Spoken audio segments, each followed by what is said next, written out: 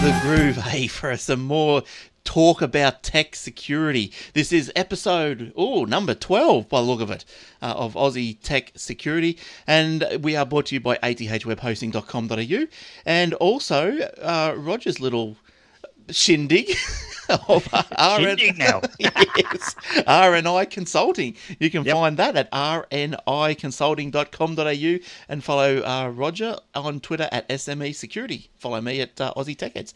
All right, and with that, good morning, Roger. Hey, Glenn, how are you? Not too bad, thanks. How's the week been? Busier than normal, actually. It's been quite nerve-wracking is probably the nice way of putting it. Good. Now, you can also find videos from Roger, and he's on the YouTube, so you just search for Lunch and Learn. He does those semi-regularly or regularly, and then whenever. So the history's there. There's an archive there. And also, Roger, I was just talking to him about he's written, I thought it was only one book, but you're a seasoned author. You're on 2 books. Yeah, I've written 2 now. Possibly something else. Yeah, I'm just about to go into the research mode for the 3rd book. Right. Yeah, so I'm looking to interview CEOs, CFOs, CIOs of medium to large organisations to find out how they apply their security and how we can take some of their ideas and apply it to small business. Because I think small business is probably one of the most vulnerable areas of the digital world, because in a number of ways, they haven't got the expertise, they haven't got the money, they've got other problems that bigger businesses haven't got. Yes, I think that money would be my problem. Yeah, so I think that's everybody's problem. Yeah, well, I've just I've got a little TP-Link router, which I know you hate, and a Netgear TP-Link modem or something, Netgear router. All the Chinese problems. But good stuff. I don't know if you saw through the week, there was a story about some Chinese antivirus firm took a bribe to whitelist malware. So I don't think they have the right idea. No, well, they're making money. But, but look, don't worry, it wasn't anyone that we've ever heard of. So, okay, good. It was something Chinese, like Kwang Wang antivirus. So it's all right. Now, I think we've done all we need to do for the intro. So, look, this week we're going to go through some tips and or what mistakes that we might make when what's the title of it? Yeah, you're good. Professional. We're looking at some of the mistakes that we make when we think about digital security and cyber security itself. So what we're looking at is these are things that we regularly hear and why it is a mistake to think along those lines. Right. Okay, so let's kick it off with, number 1, we must achieve 100% security. Should we be doing that? We aim for that. Well, for one, you can't achieve 100% security, and the reason the reason is not what you think it is. The reason that you can't secure 100% of your infrastructure is because the bad guys in the background are changing their attack profiles, the way they attack, the way they gather information. So everything in cyber is literally changing while we're talking about it. So it's very hard to achieve 100% security when you don't actually know where the next attack is coming from. And that's one of the reasons why whenever we're talking to clients, we tell them that it's a reactive process. It's not we can get proactive in some areas. So you put a decent firewall in, you put a decent antivirus in, but going to the next step, you can't anticipate where they're going to attack from. And that's why you can never achieve 100%. You've always got to be on your toes. And I know one of the little notes that you've put down there, invest in the right components. We've gone over that with the Netgears and whatever. Cisco is the one for you. Yes. All right. Now, attacks only come from outside the network. This is another thing that we constantly come across is the fact that people think that the only way to defend themselves is to have a great firewall, firewall doing everything. This is usually what we run into with larger organizations. Some salesperson from somewhere has come in and said, you've got to buy this, it'll make you totally safe.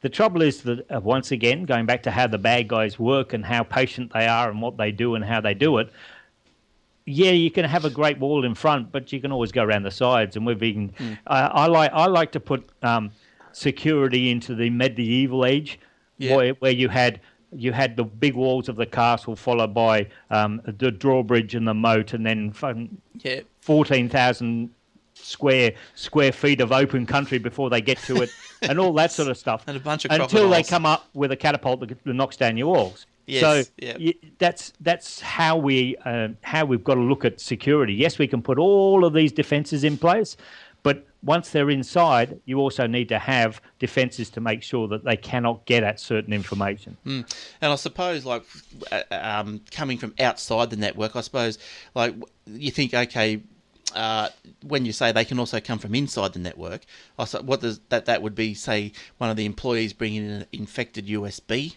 or something like that, and just doing strange things, or trying to, I don't know, maybe they're even trying to hack into the accounting software themselves, or something like that. Well, the insider threat is quite real when it comes to medium and small business, because okay, you've got a salesperson who has been offered a better job with one of your competitions, and he takes all his clients with him because he has access to the database. So you need to be able to manage that in a way that if they do take that, the information that goes onto the USB is not going to be usable in some way. So you encrypt the information so that when it's away from the system, you use the same username and password. It doesn't do anything, and they haven't got access to that information.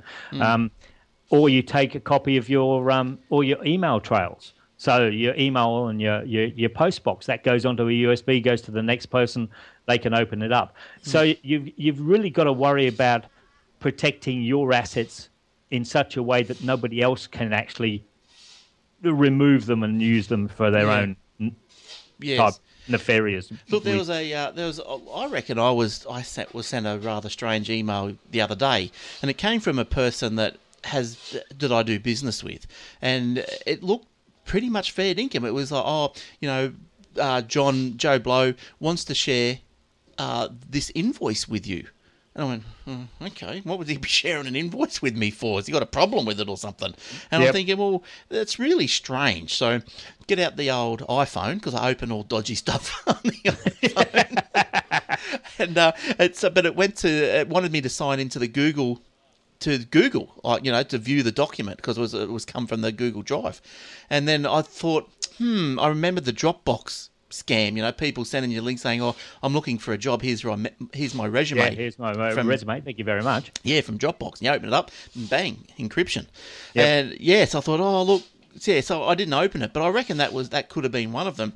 And also, I got another one that I was just working away, doing nothing too intense, and all of a sudden this little pop-up popped up. Now, I'm not sure why these get through the security softwares, but anyway, the little pop-up comes up, and it was like one of those copy replace a file. This file already exists. Do you want to replace it? And I'm going, well, yes, no, and whatever, cancel. And I'm going, well, I'm not copying nothing. And I'm thinking, why would that come up? Why is that there? And I just went, I crossed it out. I didn't even push cancel. Yep. Well, that's the other thing about malware when it actually does this sort of thing. It's, even though you've got all of the options at the bottom, yes, no, and maybe, if you hit any of those buttons, then it's actually giving it permission to run. Yes. Okay, whereas what you did is very true. You hit the X button, close it down, and did you scan your computer? No. I didn't. Okay. Okay. Well, I've got the malware bites on it that scans every day, and it didn't find anything. It didn't alert me, and maybe it found and got rid of something. But I don't know. I might check the logs after. But yeah, so because I know sometimes, and I'm always still wary about that cross, because sometimes, when you go to some of those sites and you're looking on you look for, say, live streams of sport or something, and you get those sites and they've got about 100 different windows open up. Yeah, which is really, really frustrating because you only want to click on the right one and you don't know which one the right one is and all that sort of stuff. That's right. Yeah. And they've got the crosses, and the crosses, but there's a tiny little, thin little cross, and that's the one you got to click. Yeah. And you got to find it. But but as a quick tip, the quick way around that I found is if you just push the video full screen, those ads just disappear. There's always a way around it. That's right. Little tip. That's right. Yeah. Okay. So attacks come from the outside, not only from the outside. Yes, we know that. Yeah, the insider threat, but you've also got to think about the accidental insider, someone who brings in their laptop, gets onto your wireless, and they've got a virus already on their system or a piece of malware. So that then gives them full access to your wireless network, which is really a different security profile anyway. And then they can see who else is there, and then they can do other things with it. Yes, it may be secure and encrypted and everything else, but I can guarantee that if you're on the same network, they're going to deploy a number of tools to find out what else is on there as well. Yeah. And, just since starting and talking to you on this show, I've increased my security. I'm thinking, well, I don't have much going on here, I'm just got me a little office and I've got me computers. No one comes, that's just a little, that's how it is. But then after speaking to you, I realised, well, if someone got into my computer, well, then they could potentially get into my client's web hostings and all this sort of stuff, and just junk, and keep going. And I thought, I've got to secure up a bit here. Yeah, well, that's what people think, and like as I said before we came online, I was telling you that I'm now working as a lecturer at ADFA, and what we're talking to the midshipmen and all of the other branches on what happens in the digital world, we get this very, very blank look because people don't realize that what we're talking about is not so much protecting the PC, but we're protecting ourselves. Yeah. And if we do everything that we're capable of doing, then there's a good chance that not only is the computer we're using going to be secure, but also our friends and neighbors are going to be secure because we're not going to be utilized to take an attack to the next level. Yeah. And people really have this understanding that, great, the digital world is fine and dandy and everything else, and all, as I said in one of my lectures, rainbows and unicorns. Yes. It's not. It really is a very dangerous place because what we are being attacked by is things that we really have no concept of. So it makes it it's a very alien world, and unless you understand what these little pricks are doing, then you really are a full-blown target, and that's again what they forget. So, but just when you say that, like, because I say implemented something like, when I left my desk, I just got up and left. So now I'm sort of training myself to lock the computer. So it needs a password, but going on from that, like, how do you get around, say, if you went out, got hit by a bus, how does, say, your next in charge or whatever get into your things? Have you got it, written in invisible ink somewhere and and you squirt lemon juice on it? Get out the iron. What have you got something in place? I have a product called LastPass on most of my that I use on my web browsers. Yes. LastPass has the ability for me to send information to someone else. Right. And what I did when I set LastPass up, I literally set Iden up so that he can get into anything that I come up with. So he's got the master password to my LastPass, and he can do everything else that I do. I've got 3 different laptops. I've got a work laptop, I've got a home laptop, and I've got a very undesirable laptop. Not XP.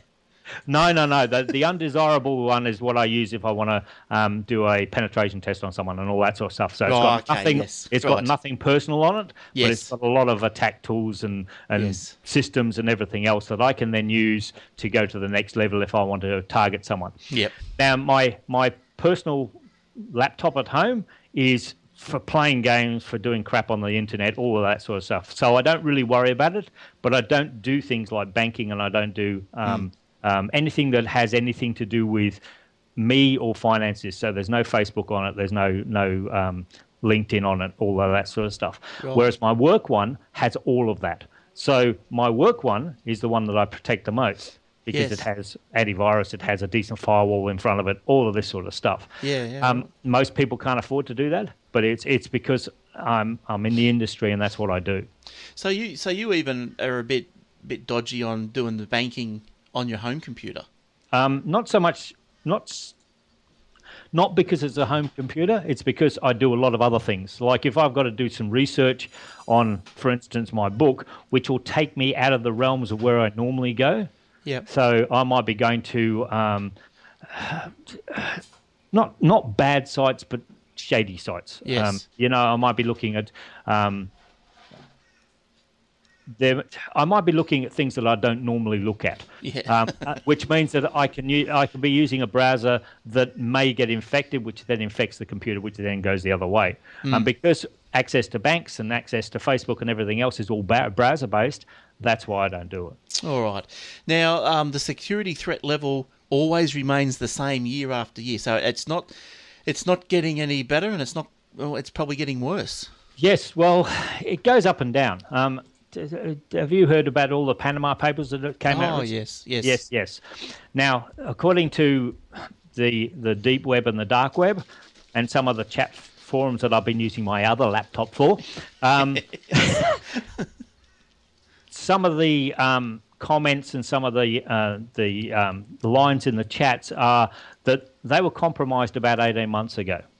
Right. And that compromise literally went from getting all the information, locating it in one place, and literally 12 months ago, over a space of about 3 weeks, they extracted everything they'd copied into a specific area.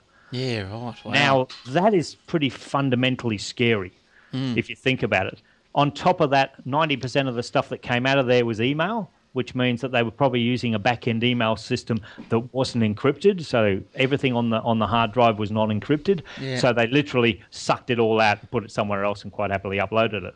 Now, the threat level for that would have been, we haven't got a problem, because they didn't know it was happening. Yes. And this is where, like, I did a presentation to the classes I had for the last week, and we literally went through the physical process of compromising a server.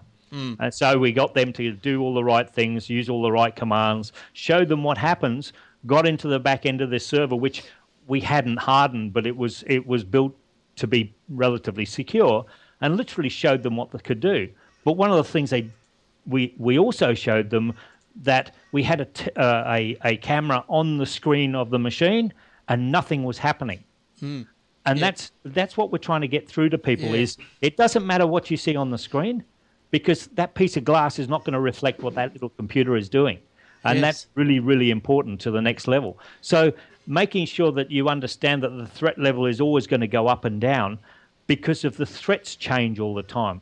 The moment Microsoft gets on top of a patch, the bad people move into the Apple space. They move into the Linux space. So all of these things are sort of drifting backwards and forwards all the time. So could the whoever held this Panama data or whatever? Yep. Yeah. Could they have? What could they have done to improve their security? Like, were they just blasé about most of it? I think one of the things we've got problems with the IT world is everybody thinks that I know everything. Right. Yeah.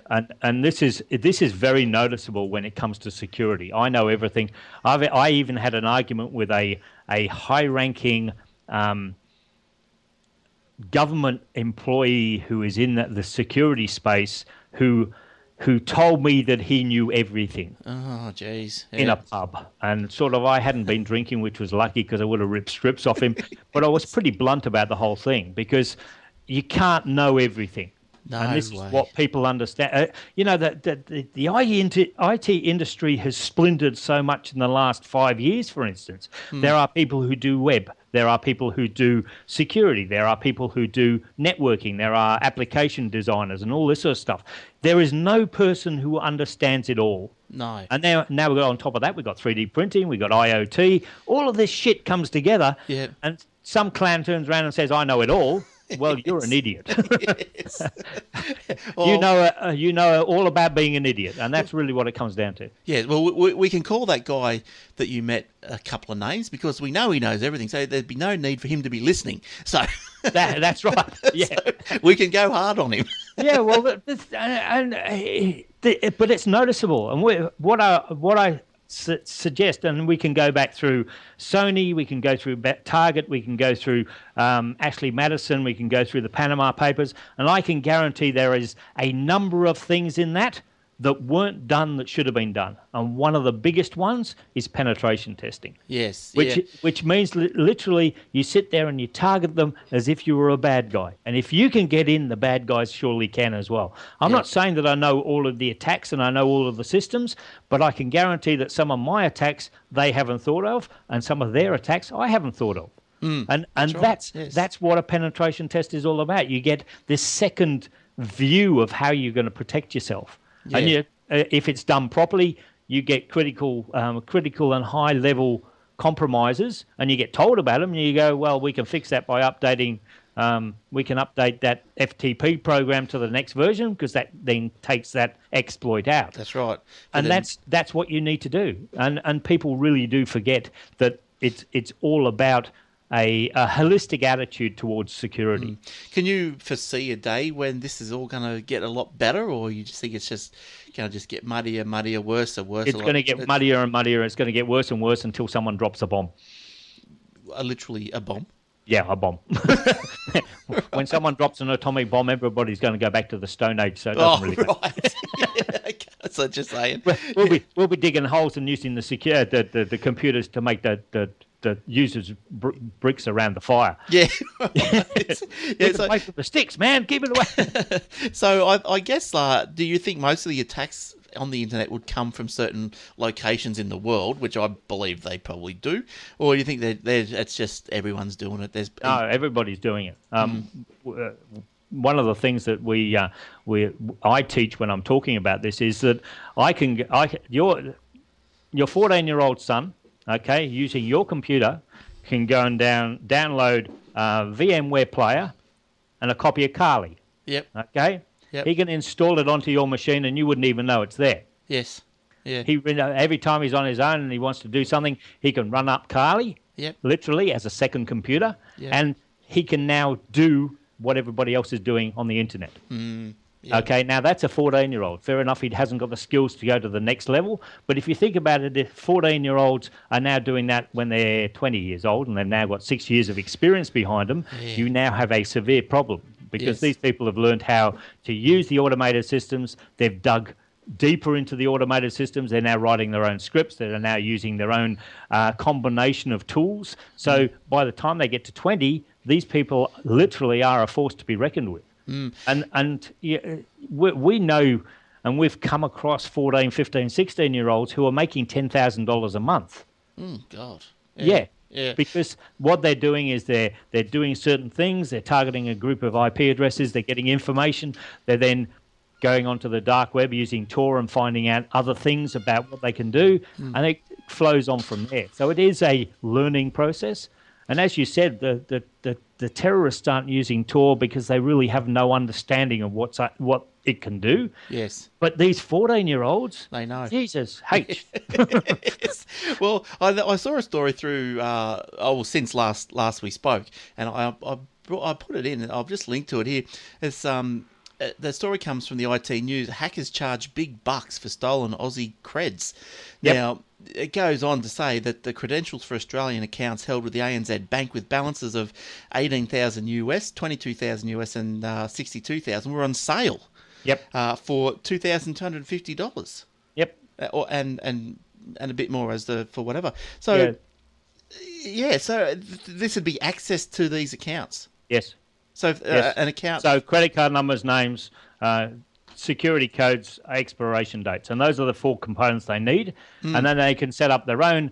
They can use that information to set up PayPal or do other things. There was also an article about 2 weeks ago about a university that got compromised, and it wasn't the university itself; it was the student body. Yeah. They had 100 stolen credit cards in the whole university, so out of about 20,000 people, and they got away with $6.5 million from 100 credit cards. Now, as I said, that's where the money is. People forget, and on top of that, if you can prove it was you've been attacked, the banks will cover it. Yes. So really, it becomes a victimless crime because you're really targeting the organisations that look after these things. Well, I suppose we're paid for it in the end, don't we? With the it goes charges. Up in fees and everything else. Yeah. But yeah, this story went on to say that even the cost of MasterCard and Visa cards with magnetic strip data went up to $25. Yep. Compared to 19 last year. Yep. Inflation hits everyone. Want to make more money. Yes. Looking for bigger credit, bigger profits. Yes. Yeah, well, that's right. And we've also got Visa almost doubled in price. So, yeah, credit and debit cards from European Union countries were the dearest, $40 each. Yep. So, globally, hourly rates for denial of service attacks costing $5 to $10 per hour.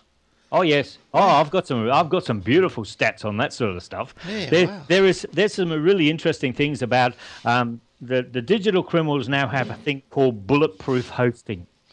Now, bulletproof hosting is literally how we host our own websites, but they do it on the criminal side of it. So you can host your attack weapons on a bulletproof hosting site, and you can then. You're guaranteed that they're not going to get shut down, they're not going to get compromised by someone else, and all of this sort of stuff. So the criminals are also looking for exactly what a small business is looking for, a bit of stability, the bit of capability of doing something that they haven't been able to do before because they've now got that back end. And you can actually hire this stuff on a percentage of the profits or the percentage of the attacks you're going to make. That's crazy. So they want 30%. So if you make $100,000, they get $30,000, and by Christ, they're happy about that. Yeah, I reckon. Yeah. So you mentioned your little laptop that you got stuck in the cupboard there that you throw to the wolves. Now, is there any particular? Oh, this is without notice this question, but is there any particular sites that you go to just to get attacked? Like say, I want to see how this, say, Windows 10 behaves if I go to such and such a site that had this exploit on it. I want this computer to be hacked. Yes, we have. There are a number of places. I'm not going to tell you where they are because some of them are pretty complex. Some of the best ways of finding out whether you can be hacked or be targeted is actually go to things like search.com. driversearch.com. The one when you're doing you're installing an HP printer and you want the most modern drivers for that, and you go and you type in HP driver, and it comes up with the first 9 are not HP, and the last one is HP, and you think, okay. Well, if you think about it, the bad guys have gone out of their way to make sure their SEO, which is what we use as a business, is in the top of a search. Now, if you think take it to the next level. For a small business to do that takes a lot of in-depth focus on doing that. Yes, you have to have all the right keywords, you have to do all the right things, all that sort of stuff. Yeah. So how the hell do they get above everyone else? Yes. Yeah.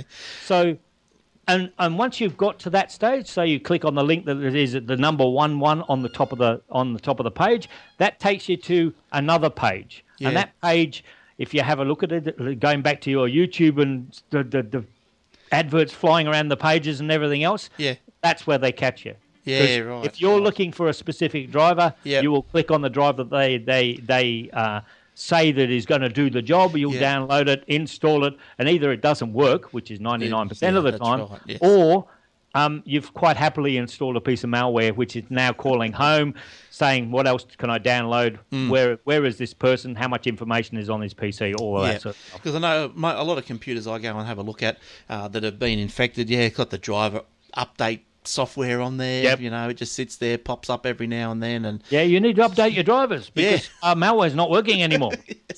But, that's right. Like you just try and you got to go to the right source, don't you, and find the right driver and move on. But I know, like it'd be to get your device infected. I know I saw a YouTube video on, I think that one of the ransomware ones where the guy he intentionally put the the encryption ransomware onto his computer to show us the outcome.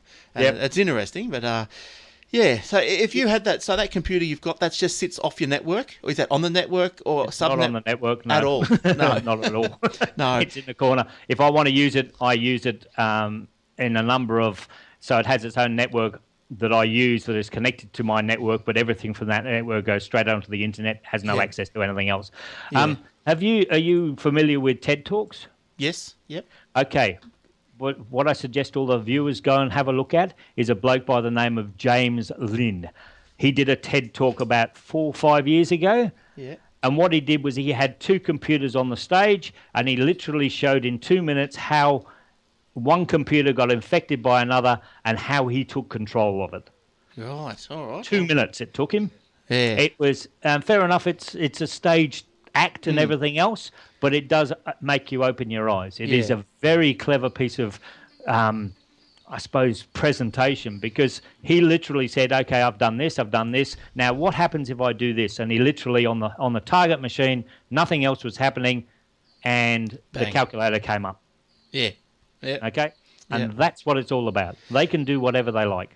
Yeah, it's crazy. Once they have access to you, they can do it. Yeah. All right. Well, we'll go and have a look at that. And James Lynn. Do you know how to spell Lynn?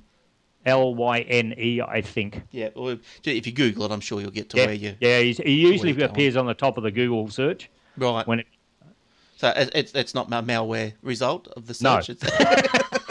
I'm not trying to infect people. No. Yeah, you just want more business. Yeah, that's right. Yeah. Oh no, I went to your site. Oh, I've got the fix. Yeah. Yeah. Smack on the wrist. Don't go there again.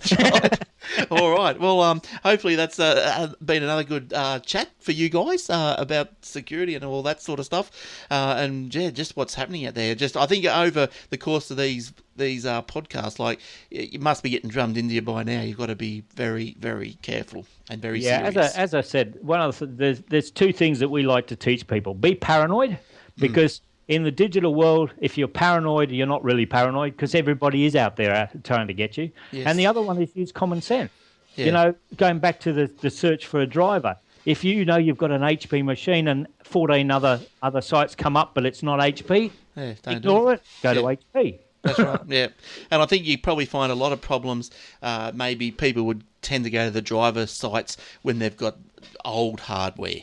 Yes. Yeah, like old add-on cards or something like that, and they're going, well, how do I get this to work? I need a driver, and they try and do it that way. Yeah, well, I've never had any luck with it. I've used it. I think in the old days I had luck with some of them, but not that now. It's just rubbish. Not nowadays. It's just it's like playing Russian roulette. It is. Except only having one chamber empty, not one chamber full. Yes. All right. Well, thanks, Roger, for coming in and talking to us again about security and stuff. And we'll see you guys next time. Thanks, Glenn. Much appreciated. Okay. We'll see you then. Have a good week. Bye-bye. Yep. Bye-bye.